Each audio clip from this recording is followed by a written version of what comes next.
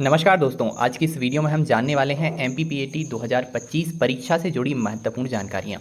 आज की इस वीडियो में हम समझेंगे कि ये परीक्षा क्या होती है, कौन कौन इसे देने के लिए एलिजिबल होते हैं, कब ये परीक्षा होती है, किस माध्यम से होती है। सारी जानकारी इस वीडियो में आपको मिलने वाली है, तो वीडियो के अंत तक जुड़े रहिए। सबसे पहले बात करें इस परीक्षा के नाम की, तो एमपी यानी मध्य प्रदेश के लिए प्री एग्रीकल्चर टेस्ट यानी एक प्रवेश परीक्षा है जो कक्षा 12वीं के विद्यार्थी एग्रीकल्चर सब्जेक्ट जिनका रहा है महत्वपूर्ण रूप से वो दे सकते हैं, और उनके अलावा जिनका 11वीं-12वीं में साइंस स्ट्रीम का सब्जेक्ट रहा है वो दे सकते हैं। दोस्तों, ये परीक्षा कृषि विश्वविद्यालयों में प्रवेश के लिए आयोजित की जाती है। अगर आपको 12th के बाद किसी गवर्नमेंट एग्रीकल्चर कॉलेज में एडमिशन लेना है जहां से आप बीएससी एग्रीकल्चर, बीएससी हॉर्टिकल्चर जैसे कोर्स करना चाहते हैं, तो उसके लिए आपको इस परीक्षा को उत्तीर्ण करना होगा। उसके बाद ही आपको गवर्नमेंट एग्रीकल्चर कॉलेज में प्रवेश मिलता है। ये परीक्षा प्रतिवर्ष एमपीईबी द्वारा यानी मध्य प्रदेश कर्मचारी चयन मंडल द्वारा आयोजित की जाती है।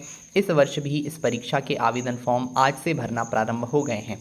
ठीक है, बात करें इस परीक्षा की प्रणाली की, तो देखिए कुल 200 नंबर का आपका पेपर होता है। कुल 200 अंक आपके इन प्रश्नों के लिए रहते हैं।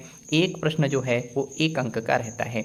यहाँ पे AG1 और AG2+3 ये एग्रीकल्चर विषय वालों के लिए मैंने यहाँ पे प्रश्नों की संख्या बताई है। उन्हें AG1 से 100 प्रश्न आते हैं जो 100 अंक के रहते हैं, और AG2+3 से भी 100 प्रश्न आते हैं जो 100 अंक के रहते हैं।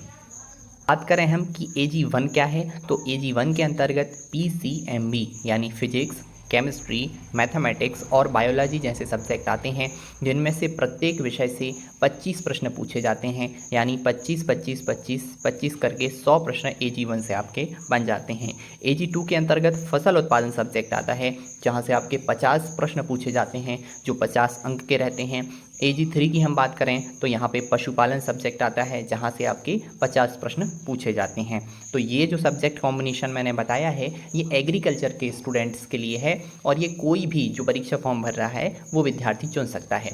अगर हम बात करें किसी मैथमेटिक्स के स्टूडेंट की, तो उसे 100 अंक के मैथमेटिक्स के क्वेश्चन, 50 केमिस्ट्री और 50 फिजिक्स के क्वेश्चन आते हैं। इसी प्रकार अगर हम बायोलॉजी सब्जेक्ट की बात करें तो आपके लिए 100 प्रश्न बायोलॉजी सब्जेक्ट से, 50 केमिस्ट्री और 50 फिजिक्स से आते हैं। तो ये तो बात हो गई सब्जेक्ट कॉम्बिनेशन की। आगे हम बात कर लेते हैं एग्ज़ाम फीस की। वर्तमान में हम बात करें परीक्षा शुल्क, तो सामान्य यानी जो जनरल कैटेगरी से स्टूडेंट आते हैं उनके लिए 500 रुपये की आवेदन फीस लगती है, और OBC, SC या ST, EWS के जो स्टूडेंट हैं उनके लिए 250 रुपये की जो है परीक्षा फीस लगती है। परीक्षा से जुड़े महत्वपूर्ण तथ्यों को भी एक बार जान लेते हैं कि जो परीक्षा होती है आपकी ऑनलाइन टेस्ट यानी कंप्यूटर पे आधारित CBT मोड के माध्यम से होती है।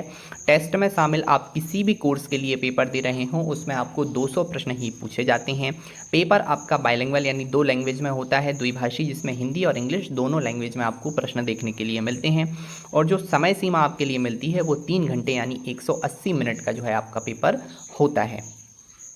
इसके पहले परीक्षा कब और किस समय पे होनी है, कब से कब तक आवेदन भरे जाने हैं, इस पर मैं एक डिटेल वीडियो बना चुका हूं, जिसकी लिंक आपको डिस्क्रिप्शन बॉक्स या ऊपर आई बटन में मिल जाएगी। और हमारे साथ जुड़े रहिए अपनी एमपीपीएटी की परीक्षा की तैयारी के लिए। महत्वपूर्ण अपडेट्स आपको आगे इस चैनल पर मिलती रहेंगी। पीएटी 2025 के सभी विद्यार्थियों के लिए बहुत बहुत शुभकामनाएँ। आप जानकारी पसंद आई हो तो वीडियो को लाइक, शेयर एंड सब्सक्राइब ज़रूर करें।